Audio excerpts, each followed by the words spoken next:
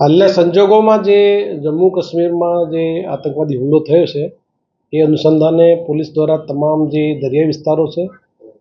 એ વિસ્તારોમાં પોલીસની તમામ ટીમો લગાવી અને સુરક્ષાની વ્યવસ્થામાં વધારો કરવામાં આવેલો છે. પોલીસની તમામ ટીમો એલસીબી, એસઓજી અને સાથે સાથે જે બીજી ટીમો છે એ તમામ વિસ્તારોમાં પેટ્રોલિંગ કરવામાં આવેલ છે. તેમજ વધારે મોટા જગ્યા ઉપર જે વાહન ચેકિંગની પણ કામગીરી કરવામાં આવેલી છે. વિશ્વ પ્રસિદ્ધ દ્વારિકા મંદિરની પણ સુરક્ષામાં રિવ્યૂ કરવામાં આવેલો છે અને ત્યાં તમામ જે અધિકારી કર્મચારીઓ છે એને હાલના સંજોગોમાં એ પ્રોપર બ્રીફ કર્યા પછી જે દરિયાઈ વિસ્તારમાં જે આઇલેન્ડ છે, ટાપુ છે, એ ટાપુ ઉપર પણ પોલીસ દ્વારા એસઓજીની ટીમો દ્વારા અલગ અલગ વિસ્તારોમાં ડ્રોન મારફતે ચેકિંગની કામગીરી ચાલુ છે. તેમજ જે ટેકનિકલ ઇનપુટ્સના આધારે પોલીસ દ્વારા તમામ જે વિસ્તારોમાં લેન્ડિંગ પોઈન્ટ્સ અને બીજા જે દરિયા વિસ્તાર છે એમાં સુરક્ષામાં વધારો કરી તમામ વિસ્તારોમાં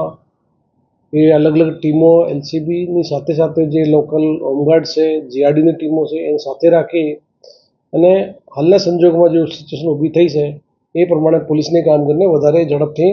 આ કામગીરી કરવામાં આવી રહી છે. રાજકોટ રેન્જમાં આપને ખ્યાલ છે કે જે મોરબી, જામનગર અને દ્વારિકા 3 જિલ્લાઓમાં દરિયાઈ વિસ્તાર આવે છે અને જે તમામ જે દરિયાઈ વિસ્તારોમાં પોલીસની અલગ અલગ ટીમો રાખી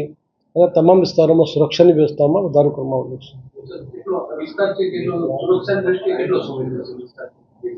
આપને ખ્યાલ છે કે જે ઓખા અને દ્વારિકાથી